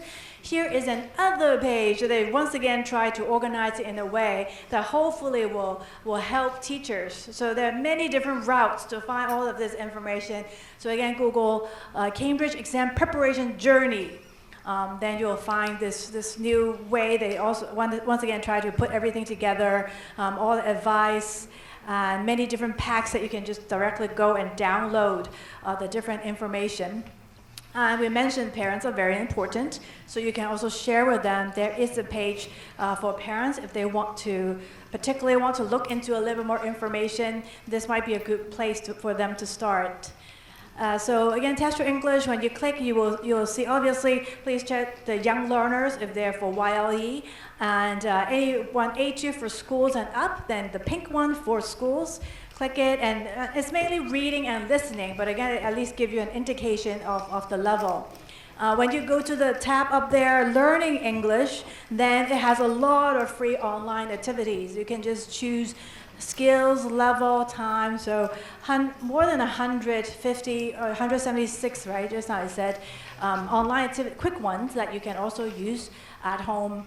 For example, like this one is a listening part for A1 to A2, just 5 to 10 minutes. So very useful, especially if you have just kind of a gap, a little bit of time, just put that in. Once again, another way of organizing. This is another one I want to recommend is Kahoots, designed specifically. You can see that it looks a lot basically like the YLE part. So you can use that as a class activity also. Just once again, Cambridge Kahoots. It also has a webinar to show you how you can even better use this. And this is probably the most interested will be the students. We worked with Minecraft to do a special education version where they are playing the game, but there will be here and there some English activity to engage them. And then this is for higher level, virtually anywhere. It's kind of like an audio drama, B1 to B2 level. Exam Lift and another one that I recommend. My daughter plays with it. It's kind of like game-based app, but it's fun way, but they're actually practicing their skills behind these test questions. So it's an app that you can download from Google Play or App Store. And if you want more information, like we can only basically have workshops very once in a while, but there are actually a lot of videos, hundreds of videos. If you go to the YouTube channel called English with Cambridge, again, all these speaking test videos and also tons of webinars. I have to admit, I don't even have time to go to all of them, but there are a lot of how to teach A2 key level writing skills, or very specific, that you can look into, something that if you want to get more ideas. Again, we do have a YouTube channel for Taiwan. Sometimes we try to translate a bit the global videos and then put a translation, or if we have a webinar, that previous webinar, we'll put it up there. So today's workshop is actually recorded, and we're going to put it up there when it's ready also. Write and Improve is another free resources for higher level. And so you just, again, look up Write and Improve, and you can sign up for an account. And then for students, they can choose one level, whether it's beginning or intermediate. Then they choose a task type. So for example, they choose to write a postcard about visiting your hometown. And then after you write it and you just put it in here, click enter, it will tell you whether this writing should be around A2 level or B1 level. So it also gives you, the students, an idea whether they're ready or not. And why is it called Improve? Because it will show you some places. When I was teaching English writing, I also do that. I don't just directly correct them. I'll underline this and that, have different symbols, V or whatever. This is, look at the verb or look at the vocabulary. So that it will, the students can think about it and improve it. And to improve it is to turn it all white. That means no more anything for them to improve. Then that means they've done a good job. So it also encourages them to rewrite and review and think about it. Okay, so again, further resources, you have seen it out there. These are the official preparation material, and some of them will be our lucky draw prizes. One more thing, we have Kidsbox New Generation. Our co-author is right here. It has 300 videos, there are a lot of new components, and that's why we have particularly organized an online webinar where our colleague from UK will be doing a user training August 6th. So more information will be given later, either through our line account. I'm sure our Huatai partners will also give out information, especially for users. So look forward to that. This is our line group QR code. So if you, we will also try to give out information, and there's tons of information from UK also. So sometimes we think that, oh, this is a really great one, particularly good for maybe people here, then we'll try to put it up, or any information we want to share with you. Again, our PDF, information about our PDF and the videos, we'll also put it up here later. If you have any question, you can ask us through this line account also. Okay, so I'm sure all of you have finished, right? Time for our lucky draw.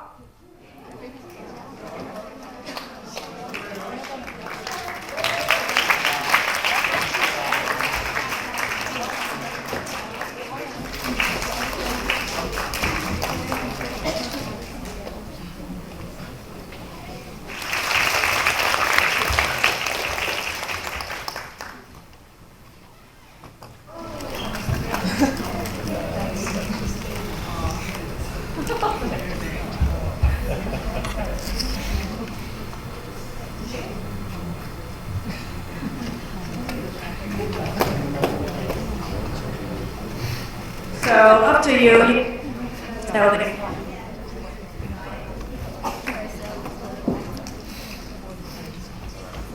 Great. So I think this is all. I hope you all had fun and you're all happy and thank you once again for spending the afternoon with us. Thank you, Michael, once again, sharing with us. And hope you all have a great weekend. Thank you. Goodbye.